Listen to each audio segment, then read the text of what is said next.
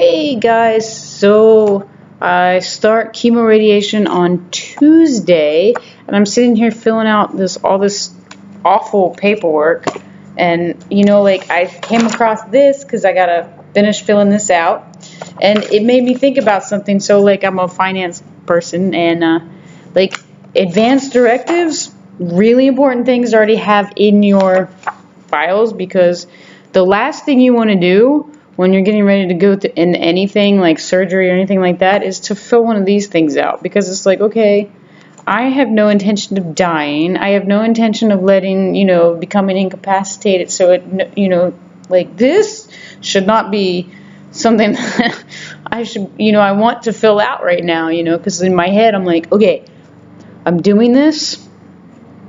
I don't have to be happy about doing this. In fact, I'm pretty miserable about doing this, and I'm scared a little bit. Okay, a lot. Like, I won't lie to you. I'm scared, and I want people to come hold my hand and hang out with me. So, yeah, like stacking things like this on top of it, no bueno. So I highly, highly, highly recommend that you have one, because this is what good fiscal responsibility and being a good steward of your finances looks like. And besides the fact, like, it's terrifying. That's terrifying and horrifying to be filling an advanced directive form out as you are getting ready to go into a major procedure. And like surgeries, chemotherapy, shock traumas, having babies, plastic surgery, those things all qualify as like major things that you're going into, and you don't want to have this advanced directive hanging over your head when you're getting ready to go in. So like there's a little public service announcement. So like outside of that, outside of just the little public service announcement, there is also like as I'm going through this, I'm starting to realize like, okay, this is something that I need to do. This is something I don't want to do. This is something that like I find no excitement, no enjoyment out of. Like I know what all the pros are, I know what the cons are, and like to be quite realistic, see this fancy chair I'm sitting on? That fancy chair, right? It's just a kitchen chair. I couldn't sit on that for months, and at least not comfortably, and at least not this long, and certainly not wiggling around like I'm doing right now. See? All this wiggling movement, all the wiggling I've been doing, like I couldn't have done that. And like I won't have to live like that anymore. Like that's the pro of this thing is like 80% cure rate. And I am working on my nutrition. I got my friend Jess coming over on Sunday, and she's going to work with me to get my yoga on and to like really establish it as a regular practice instead of just something I do because it feels good in the moment. Like start to do it on the regular. And I've been meditating because everybody knows I love meditation.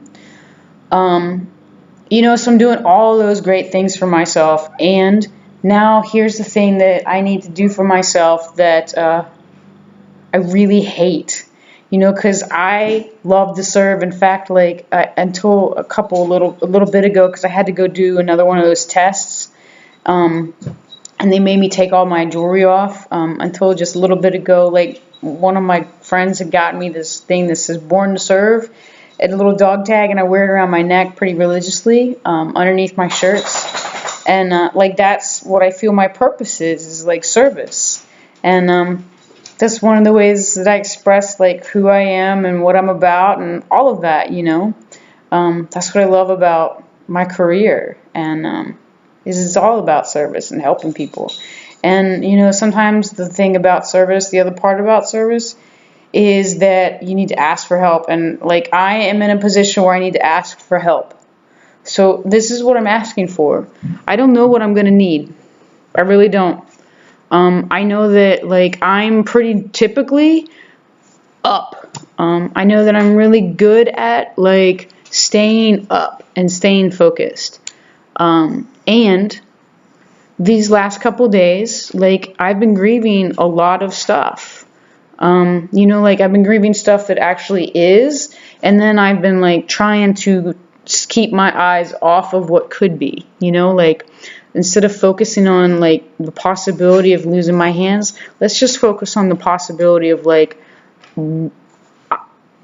yeah, I may as well just say it, my ass could get saved. You know, because that's, you know, like, that's the end result, like, right? We want to get well. So the best case scenario is that I get well. The only thing I have to do from now on with this whole cancer thing is go see a doctor, you know, on a regular basis and get my exam. And that's what I should be focusing on. That's what I could be focusing on. Like, this is going to fucking work. And told you I like that word. So, like, I need reminders that this is gonna work. Please don't tell me stories about everybody that you know that has not made it through chemo, because I got stories like that too. And that stuff doesn't help me. I need help staying focused on, I'm going to be okay, and at the end of the day, I'm going to come out of this awesome, right? You know, like, some days I'm going to need people to listen to me, you know? Instead of me listening to you, I'm going to need other people to listen to me. And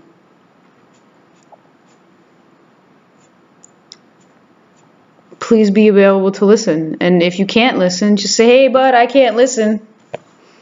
You know, like, don't start off thinking that you can listen and you can't, right? Because I know that this triggers a lot of stuff for a lot of people. So, here's what I want to say. Thank you. Thank you, thank you, thank you. Because at some point, I may forget to say thank you for being there, for being in my corner, for helping me, you know, for encouraging me, for listening to me, for doing the dishes, for taking my dogs for walks, because people have been doing that because I need stuff like that. Like, it's that basic sometimes. And, you know, like, I don't know what else I'm going to need. So thank you, you know, very much. And, like, I know that this brings up fears for lots of people. Like, there's the fear of, like, poverty and ill health and, you know, like, no one's going to love me and all of that stuff. And those are awesome fears, and they're great to look at. Do not stuff them, right? Don't stuff them. I wouldn't encourage you to stuff them if I was sitting in front of you just being fine, right? I'm not encouraging you to stuff them now. So there's this group.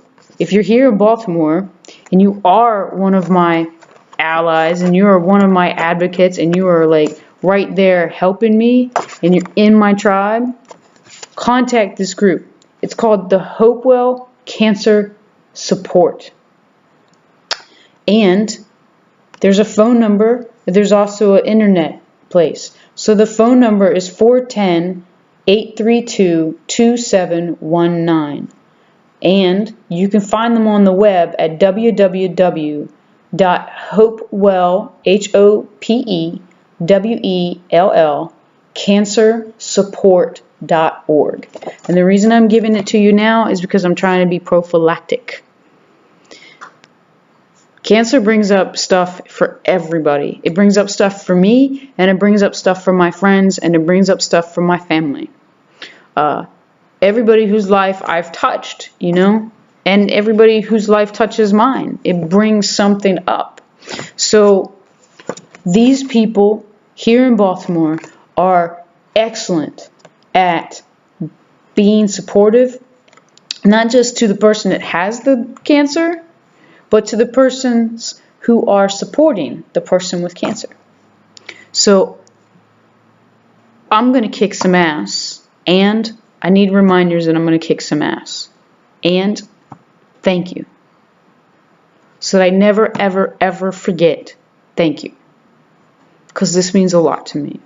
And asking for help is the hardest thing that I can possibly do. And I thought it would be needles, but I think it's asking for help. So thank you very much for your help.